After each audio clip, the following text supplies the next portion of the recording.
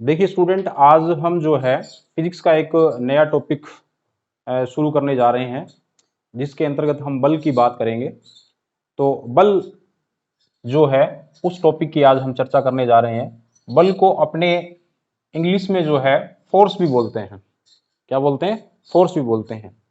बल हम अपने दैनिक जीवन में महसूस करते हैं। जैसे मान लो हम किसी गाड़ी को धक्का दे रहे हैं, तो उस दौरान भी हम क्या करते हैं, उस वस्तु के ऊपर एक तरह से क्या लगा रहे होते हैं, बल लगा रहे होते हैं। ठीक है।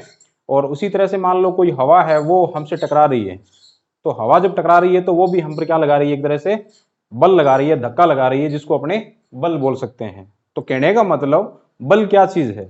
बल एक बाह्य कारक है जो किसी वस्तु की यांत्रिक स्थिति में बदलाव कर देता है। जो किसी वस्तु की यांत्रिक स्थिति में क्या कर देता है? बदलाव कर देता है। तो इसको हम इस तरह से परिभाषित कर सकते हैं, जैसे अपने कह सकते हैं वह बाह्य कारक, वह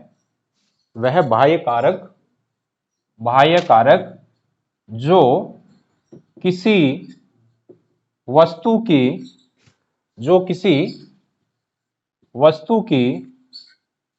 यांत्रिक स्थिति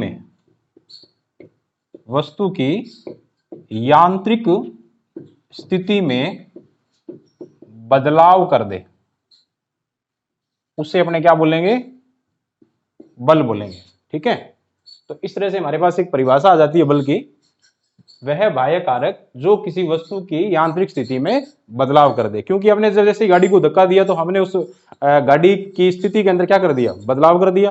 ठीक है। हवा हमसे टकराई तो हवा ने हमको धक्का दिया, तो हवा ने हमको जो हमारी स्थिति थी उससे थोड़ा सा क्या कर दिया? खिसका दिया। तो इस तरह से दोनों ही जो है उसको अपने बल के अंतर्गत रख सकते हैं। ठीक है।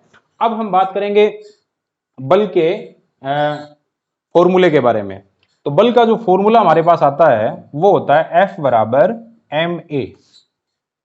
F बराबर एम ए। यहां पे M क्या है? M जो हमारे पास होता है द्रव्यमान। F क्या होता है हमारे पास? द्रव्यमान होता है। इसी तरह जो A होता है वो हमारे पास क्या होता है? त्वरण होता है। अब देखिए स्टूडेंट्स, F बराबर एम ए जो हमारे पास फॉर्मूला होता है वो न्यूटन की गति के द्वितीय नियम के अकॉर्डिंग जो है हम इसको जो है डेराइव करते हैं। ठीक है। तो ये हमारे पास जो आया है वो किसके अकॉर्डिंग आया है? न्यूटन की गति के द्वितीय नियम के अनुसार। न्यूटन की गति के द्वितीय नियमानुसार। ठीक है। इसका जो फॉर्मूला हमारे पास होता है वो F बराबर एम ए होता है, जिसमें हमने पढ़ लिया अभी M जो होता है हमारा द्रव्यमान होता है, A जो होता है वो हमारा त्वरण होता है। ठीक है। अब कईयों को ये पता भी नहीं होगा भी त्वरण क्या होता है। ठीक है। त्वरण क्या होता है? वेग में परिवर्तन की दर को अपने त्वरण बोलते हैं। वेग में परिवर्तन की दर को क्या बोलते हैं? त्वरण बोलते हैं। ठीक है। तो अब हम इसके मात्रक की बात करेंगे। बल के मात्रक की बात करेंगे। मात्रक जो है, हम किसी भी राशि का जब मात्रक निकालना चाहें तो हम उसके फॉर्मूले से आसानी से निकाल लेंगे। ठीक है। तो हमारे पास जो फॉर्मूला था वो है F बराबर एम ए। एम यहाँ पे क्या बता रहा है? एम यहाँ पे द्रव्यमान को रिप्रेजेंट कर रहा है, जैसे हमने पहले पढ़ा। ए जो है वो त्वरण को बता रहा है। ठीक है। तो इससे हम जो मात्रक निकालेंगे वो हम आसानी से निकाल सकते हैं। आपको ये पता होगा भी जो मात्रक है हम 3 पद्धतियों के अंदर निकाल सकते हैं। कौन कौन सी पद्धतियां हो सकती हैं? 3 पद्धतियां हमारे पास होती हैं। नंबर 1 हमारे पास MKS पद्धति होती है। MKS के अंदर जो M होता है वो मीटर को बताता है, K जो होता है वो किलोग्राम को बताता है, S जो होता है वो सेकंड को बताता है। ठीक है। इसी तरह हमारे पास जो दूसरी पद्धति आती है CGS। ठीक है। CGS पद्धति के अंतर्गत C जो होता है वो सेंटीमीटर को बताता है, G जो होता है वो ग्राम को बताता है, और S जो होता है वो सेकंड को बताता है। ठीक है। इसी तरह हमारे पास तीसरी पद्धति आती है FPS पद्धति जो होती है वो उसके अंतर्गत क्या होता है? F जो होता है वो फुट को बताता है। किसको बताता है? फुट को बताता है। P जो होता है वो पाउंड को बताता है, S जो होता है वो सेकंड को बताता है। ठीक है। हम यहाँ पे जो है मुख्यतः 2 पद्धतियों की बात करेंगे, MKS और CGS। ठीक है। MKS को अपने SI पद्धति भी बोल सकते हैं। ठीक है। तो अब हम सबसे पहले MKS पद्धति के अंतर्गत मात्रक जो है वो निकालेंगे। तो MKS पद्धति के अंदर हमने अगर द्रव्यमान को लिखना है तो उसको कैसे लिखेंगे, किलोग्राम के अंतर्गत। किलोग्राम को मैं ऐसे लिख सकता हूं, किलोग्राम। इसी तरह मेरे पास जो आगे आ रहा है त्वरण, त्वरण को मैं कैसे लिख सकता हूं, मीटर पर सेकेंड, मीटर पर सेकेंड ऐसे लिख सकता हूं, ठीक है। तो इसी तरह ये हमारे पास कौन सा मात्रक आया, एम के पत्ती के अंतर्गत, ठीक है। इसको मैं जो है न्यूटन भी बोल सकता हूं, क्या बोल सकता हूं, न्यूटन भी बोल सकता हूं। इसी तरह मेरे पास दूसरी जो पद्धति है वो हमारे पास होती है सीजीएस पद्धति। सीजीएस पद्धति में जो द्रव्यमान है उसको मैं ग्राम में ले लूंगा। इसी तरह जो हमारे पास त्वरण है, त्वरण के अंतर्गत हमने मीटर पर सेकेंड इनवर्स 2 लिखा, इसको मैं जो है सेंटीमीटर सेकेंड इनवर्स 2 के रूप में लिख सकता हूं, ठीक है। तो ये हमारे पास जो पद्धति है वो कौन सी है, सीजीएस पद्धति है। और ये जो पूरा मात्रक है वो हमारा डाइन के बराबर होता है। किसके बराबर होता है, डाइन के बराबर होता है, ठीक है। तो इस तरह से हमने दो पत्तियों की बात करी, एक तो एमकेएस पत्ती, एक सीजीएस पत्ती। एमकेएस पत्ती के अंदर जो है हम इसको न्यूटन बोल सकते हैं, इसी तरह सीजीएस पत्ती के अंतर्गत हम इसको डाइन बोल सकते हैं, ठीक है। अब जो एफपीएस पत्ती हमारे पास बचती है उसके अंतर्गत हम इसको पाउंडल बोल सकते हैं। क्या बोल सकते हैं, पाउंडल बोल सकते हैं। ये कौन सी पत्ती है हमारे पास, एफपीएस पत्ती, ठीक है। तो एफपीएस पत्ती के अंदर हम इसको पाउंडल जो है वो बोल सकते हैं, ठीक है। तो इस तरह से हमारे पास 3 तरह के मात्रक बल के आ जाते हैं, ठीक है। इससे आगे हम बात करेंगे जो हमारे बल के प्रकार हैं उनकी बात हम आगे करेंगे। 2 तरह के बलों की बात करेंगे, बल के प्रकार, टाइप्स ऑफ फोर्स, ठीक है। उसके अंतर्गत सबसे पहले जो हमारे पास बल आता है उस बल को हम बोलते हैं सपर्सिबल। क्या बोलेंगे, सपर्सिबल, ठीक है, सपर्सिबल। और दूसरा जो बल हमारे पास होगा उसको हम बोलते हैं एसपर्सिबल। एसपर्सिबल या इसको बोल सकते हैं दूर से लगने वाला बल, दूर से लगने वाला बल, ठीक है। अब देखिए इनके नाम से अपने को स्पष्ट है, स्पर्सिबल का मतलब क्या है, सपर्सिबल का मतलब है जब हम किसी वस्तु को छूते हैं और उसके ऊपर बल लग रहा है, छूने पर उस पर बल लगे, उस बल को अपने क्या बोलते हैं, सपर्सिबल बोलते हैं, ठीक है। अर्थात जब हम किसी वस्तु को टच करते हैं और टच करने पे उसके ऊपर बल लग रहा हो तो उस बल को अपने क्या बोलते हैं, सपर्सिबल या टचिंग फोर्स बोलते हैं, ठीक है। इसी तरह से हमारे पास होता है एसपर्सिबल। एसपर्सिबल के अंतर्गत क्या होता है, इससे जस्ट उल्टा होता है ये। इसके अंतर्गत क्या होगा, हम किसी वस्तु को बिना छुए ही उसके ऊपर बल लगा सकते हैं, किसी वस्तु को बिना टच किए हम उसके ऊपर क्या लगा सकते हैं, बल लगा सकते हैं। तो इसका मतलब यहां पे हमें वस्तु को छूने की जरूरत नहीं है, ठीक है। तो हम सबसे पहले स्पर्सिबल की बात करेंगे, इसमें एग्जाम्पल की बात करते हैं। तो इसके अंतर्गत सबसे पहले हम कह सकते हैं, जैसे मान लो मैं किसी गाड़ी को धक्का लगा रहा हूं, किसी गाड़ी को धक्का लगा रहा हूं, तो उस दौरान धक्का जब मैं लगा रहा हूं तो उस वस्तु को मैं क्या कर रहा हूं, अपने हाथ से टच कर रहा हूं, और टच करने के बाद में उसके ऊपर धक्का लग रहा है। इसका मतलब वो जो बल है हमारे पास कैसा बल है, सपर्सिबल है। इसी तरह जैसे मैंने अभी आपको एग्जांपल दिया शुरुआत के अंदर, जैसे मान लो हवा हम पे दबाव लगा रही है, तो हवा भी हमें क्या कर रही है, एक तरह से टच कर रही है। टच करने के बाद ही मैं क्या कर रहा हूँ, बल को अनुभव कर रहा हूँ। तो ये बल भी कैसा है, सपर्सिबल है। तो कहने का मतलब हमारे पास एग्जाम्पल के रूप में जैसे मान लो किसी गाड़ी को धक्का लगाना, ठीक है। इसी तरह मान लो किसी हवा द्वारा हम के ऊपर धक्का लगाना, दोनों ही बल कैसे हैं, सपर्सिबल। एसपर्सिबल के अंतर्गत हम बात करें तो इसके अंतर्गत सबसे पहले हम बात कर सकते हैं गुरुत्वाकर्षण बल की, ठीक है। गुरुत्वाकर्षण बल, गुरुत्वाकर्षण बल के अंतर्गत क्या कर सकते हैं, जैसे मान लो पृथ्वी है, पृथ्वी जो है किसी भी वस्तु को अपनी तरफ खींचती है, तो क्या करती है वो दूर से ही किसी वस्तु को अपनी तरफ खींच लेती है। इसका मतलब वहां पे पृथ्वी और उस वस्तु के बीच में कोई कांटेक्ट नहीं है जब बल लग रहा है, ठीक है। तो उस दौरान वहां पे जो बल लग रहा है वो बिना टच किए ही लग रहा है, तो उस बल को अपने कौन सा बल बोल सकते हैं, एसपर्सिबल बोल सकते हैं, ठीक है। तो गुरुत्वाकर्षण बल भी मतलब जो है हमारा एसपर्सिबल का एक प्रकार हो जाता है, ठीक है। इसी तरह से जो हमारे पास नेक्स्ट जो बल आता है उसके अंतर्गत हम कह सकते हैं जो हमारा दो आवेशों के बीच में जो बल लगता है, कोई भी दो आवेश है पॉजिटिव और नेगेटिव, उन दोनों आवेश के बीच में भी क्या है, दूर से ही बल लगता है। या तो वो आकर्षण टाइप का होता है या वो क्या होता है, प्रतिकर्षण टाइप का होता है, ठीक है। अर्थात या तो अगर आवेश समान होंगे तब तो उनके बीच में जो है बल जो है वो प्रतिकर्षण टाइप का लगेगा, अर्थात आवेश जो एक दूसरे को क्या करेंगे, प्रतिकर्षित करेंगे। और अगर उनके बीच में दोनों जो आवेश हैं वो असमान प्रकार के हैं, तब उनके बीच में जो है वो कौन सा बल लगेगा, आकर्षण बल लगेगा। ठीक है, तो कहने का मतलब दो आवेशों के, नंबर एक हमारे पास कौन सा था, गुरुत्वाकर्षण बल, जो हमने फर्स्ट टाइप की बात करी। दूसरा हमारे पास था स्थिर आवेशों के बीच में लगने वाला बल, स्थिर आवेशों के बीच लगने वाला बल। ठीक है, नेक्स्ट हम तीसरे प्रकार की अगर बात करें तो उसके अंतर्गत हम चुंबकीय बल को ले सकते हैं।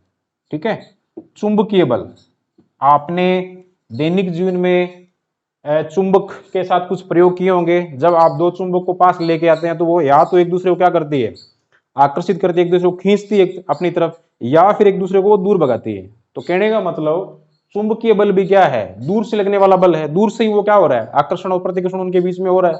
ठीक है, तो चुंबकीय बल भी कैसा बल हुआ, अस्पर्शी बल हुआ, हमने उसको टच तो नहीं किया ना।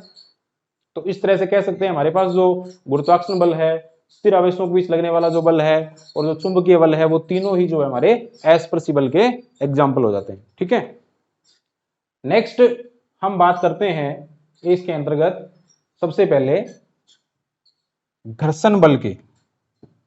घर्षण बल, अब घर्षण बल को भी अपने किसके अंतर्गत रख सकते हैं, घर्षण बल जो है हमारा वो कैसा है, स्पर्शी बल का प्रकार है एक।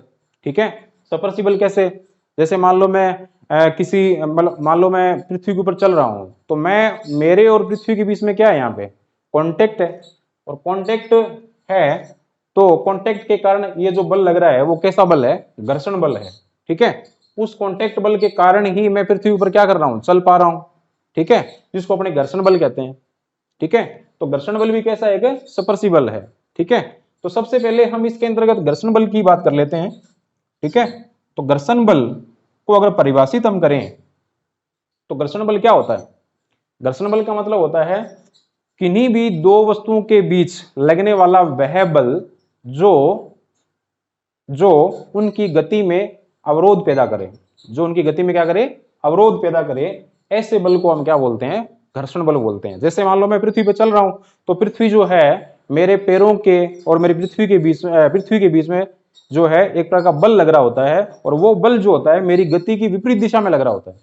ठीक है, तो उस दौरान जो बल लग रहा है उस बल को अपने क्या बोलते हैं, घर्षण बल।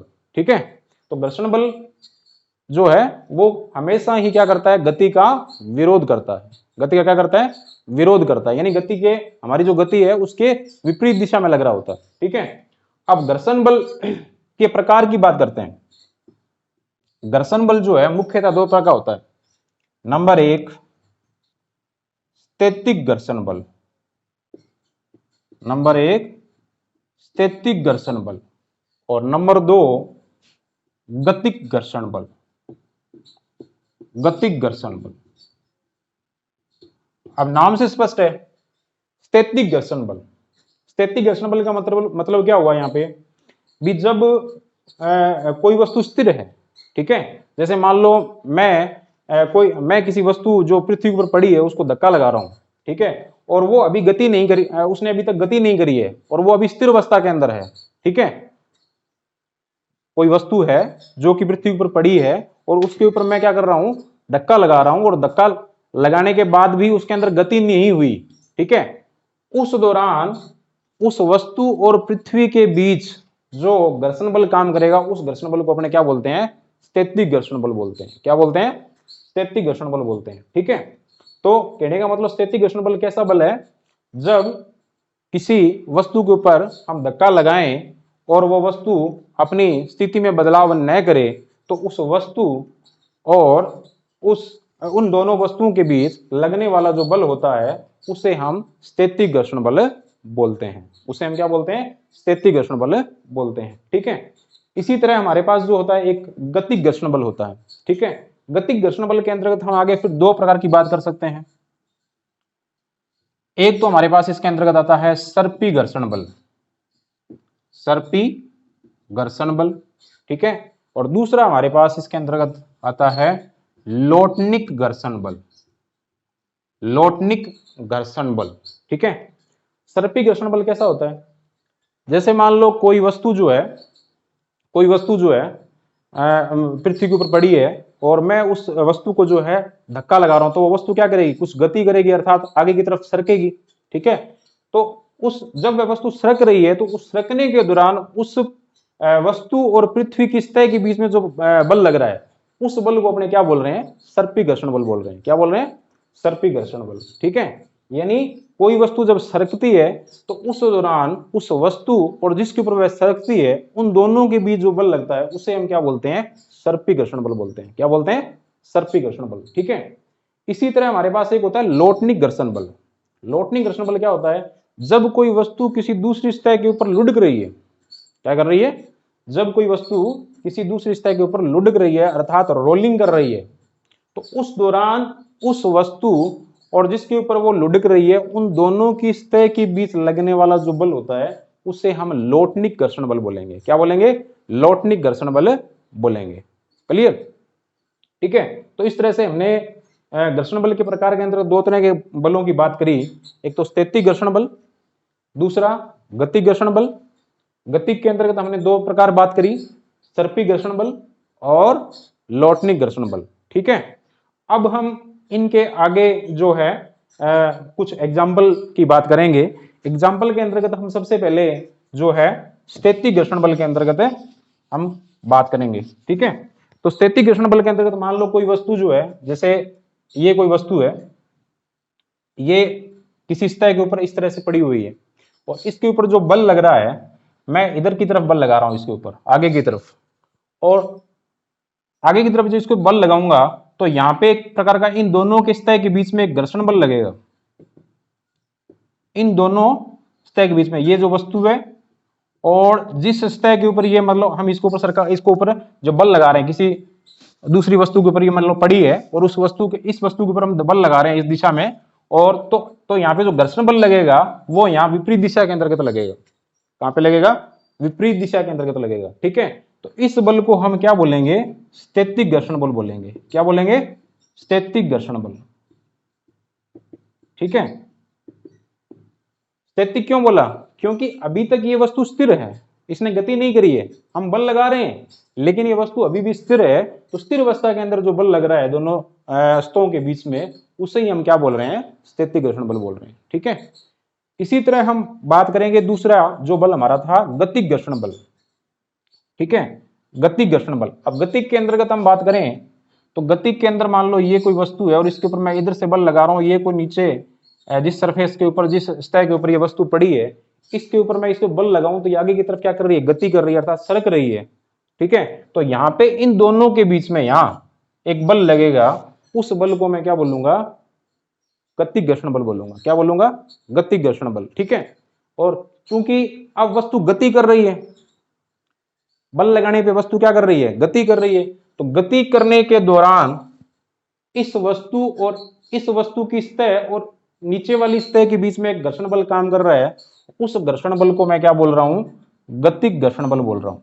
क्या बोल रहा हूं, गतिक घर्षण बल। ठीक है, तो गतिक घर्षण बल क्या है, जब कोई वस्तु गति कर रही है तो उस दौरान दो सतहों के बीच में लगने वाला जो बल है उसको हम गतिक घर्षण बल बोलते हैं। ठीक है, अब गतिक घर्षण बल के अंतर्गत हमने दो प्रकार पढ़े। नंबर एक, सर्पी घर्षण। ठीक है, सर्पी, सर्पी का मतलब जब वस्तु सरक रही है किसी सतह के ऊपर तब जो बल लग रहा है उसे हम सर्पी घर्षण बल बोल रहे हैं। ठीक है, जैसे मान लो कोई भी वस्तु है वो पृथ्वी के ऊपर पड़ी है और उसको मैं धक्का लगा रहा हूँ, कोई सरक रही है, तो उसके ऊपर वो जो बल लग रहा है वो अपने आप में कौन सा बल हो जाएगा, सर्पी घर्षण बल हो जाएगा। ठीक है, इसी तरह से एक हमने बल पढ़ा, लोटनिक घर्षण बल। लोटनिक घर्षण बल, लोटनिक घर्षण बल में क्या है, जैसे मान लो कोई वस्तु जो है इस तरह से, इसके नीचे मान लेते हैं हम दो टायर लगा लेते हैं। ठीक है, और ये नीचे वाली कोशिका है जिसके ऊपर ये क्या कर रही है, गति कर रही है। तो एक तरह से ये वस्तु जब मैं इसके ऊपर इधर बल लगाऊं तो ये वस्तु इसके तरफ ऊपर इस सतह के ऊपर क्या करेगी, ये लुढ़केगी, रोलिंग करेगी। तो रोलिंग करने के दौरान इस सतह और इस वस्तु की दोनों की सतह के बीच में एक तरह का बल लग रहा होता है, उस बल को हम क्या बोल रहे हैं, लोटनिक घर्षण बल बोल रहे हैं। क्या बोल रहे हैं, लोटनिक घर्षण बल, क्योंकि इस समय वस्तु लुढ़क रही है और लुढ़कने के दौरान जो बल लगेगा उससे हम क्या बोलेंगे, लोटनिक घर्षण बल बोलेंगे। क्या बोलेंगे, लोटनिक घर्षण बल। ठीक है, तो हमारे पास जो है घर्षण बल के 3 प्रकार यहाँ पे आ जाते हैं इस तरह से, एक तो स्थैतिक घर्षण बल, एक सर्पी घर्षण बल और एक लोटनिक घर्षण बल। ठीक है, और बाकी के जो नेक्स्ट पार्ट है हम नेक्स्ट वीडियो के अंदर चर्चा करेंगे। Thank you.